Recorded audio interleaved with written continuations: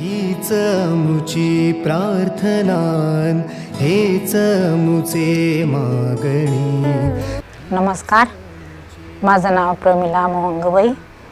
मला असा आजार झाला होता, कॅन्सर म्हणून, ब्रेस्ट कॅन्सर झाला होता.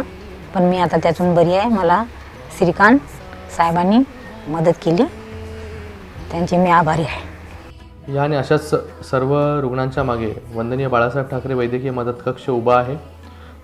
गेले 1 वर्ष अगोदर मान्य पालकमंत्री एकनाथजी शिंदे साहेबांच्या मार्गदर्शनाखाली हे वैद्यकीय मदत कक्ष आम्ही सुरू केलं. वर्षभरात 1.25 लाखपेक्षा जास्त पेशंट्सची तपासणी या वैद्यकीय मदत कक्षाच्या माध्यमाने झाली आणि 6,500पेक्षा जास्त रुग्णांची शस्त्रक्रिया मोफत किंवा अल्प दरामध्ये कुठल्या ना कुठल्या तरी स्कीम्सच्या अंतर्गत आम्ही करण्याचा प्रयत्न केला.